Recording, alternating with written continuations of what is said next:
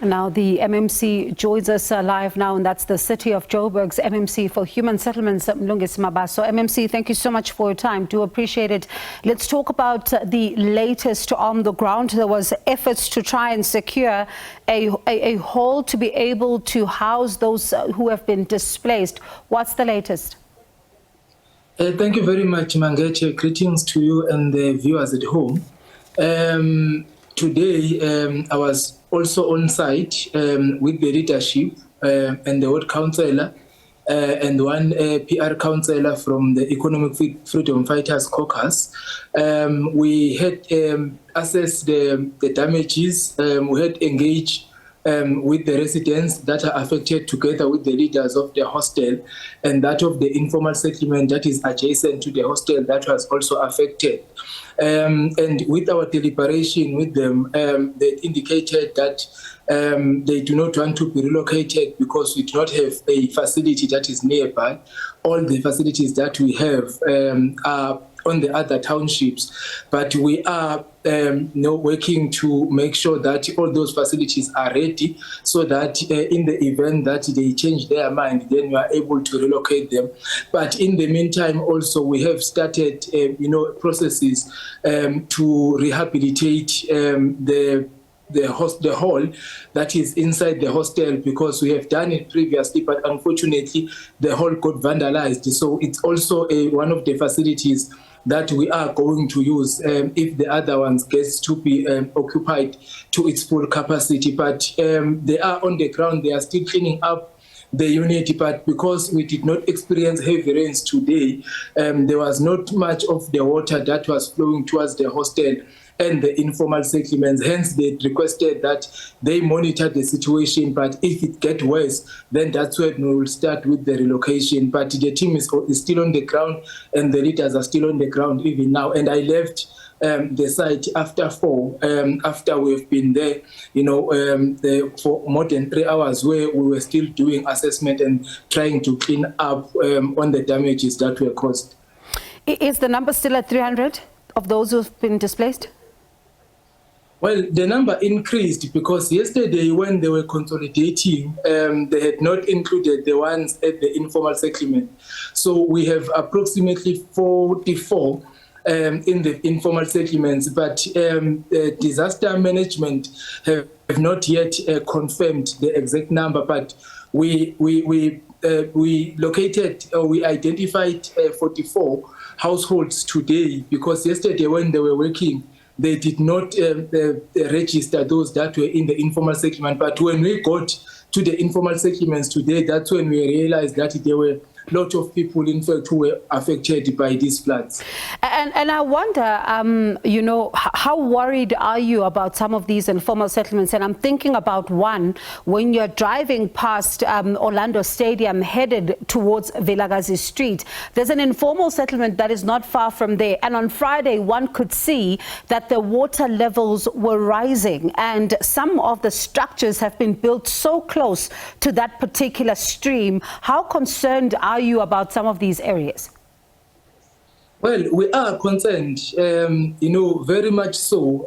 Hence, we had requested and urged our residents to be vigilant, during this rainy season. And it's so unfortunate that we have, quite a number of informal settlements that exist, on the river banks, on the flood lines.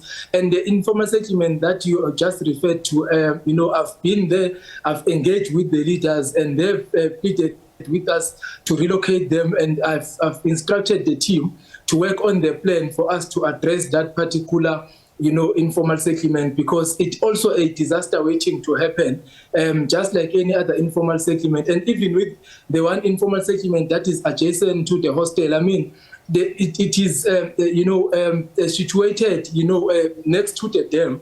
That dam has been in existence for years, and that informal settlement has been there, and people are actually saying they've never experienced such incident as much as they've been staying next to the dam, of which to us we need to make sure that we deal and arrest this situation so that we do not experience these kinds of incidents. And we are working tirelessly as the department to make sure that we identify suitable sites where we can relocate our residents, especially when we do informal settlements upgrade, because part of the process in doing informal settlement upgrade is to investigate if the land is suitable, for development, for people to settle in before we could even embark on any processes. Hence, we always relocate people when they are situated in the informal settlement where we see that there is a danger in their lives. And how much time does that process then take?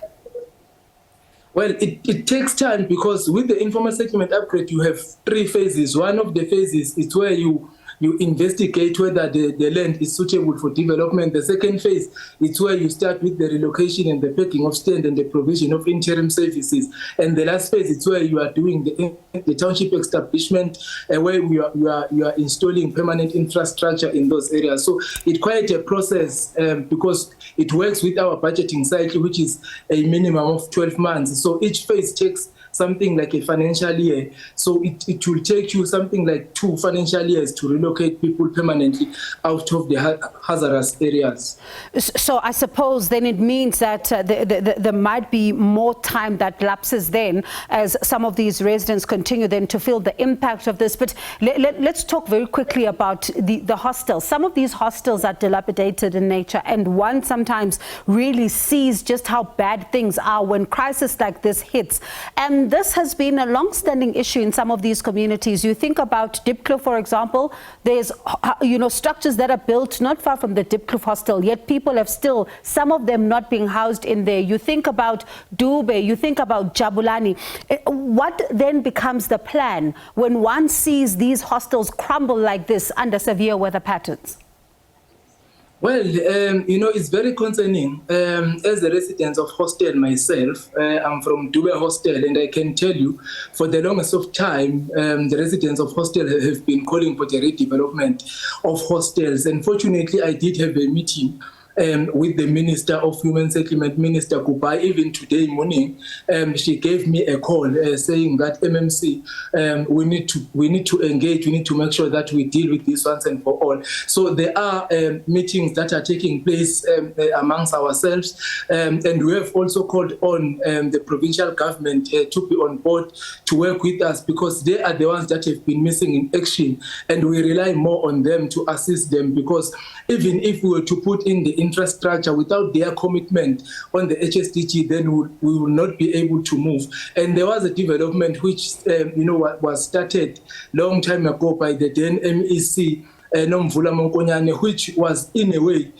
which contradicted what the residents wanted, which, contradicted what the socio-economic survey, which was conducted, in fact, presented to us. Hence, then, there were delays because we had to change the policy that was being used to develop the hostel. But there are engagements which are taking place at the political level and at the administrative level. And we are going to continue to have those engagements, and we are going to have that follow-up meeting with the Minister of Human Settlement. All right, MMC, and we'll continue to monitor this and see what then becomes of those particular engagements, because the issue of hostels and the refurbishments, one thinks of it as far back as when Amos Masondo was still the mayor. But let's leave it there with you for now. That was the city of Joburg MMC for Human Settlements, Mlungisi Mabaso. Of course, we are taking stock of the damage that has been caused to Nensfield Hostel. You would have been seeing videos on social media of just how torrential rains really flooded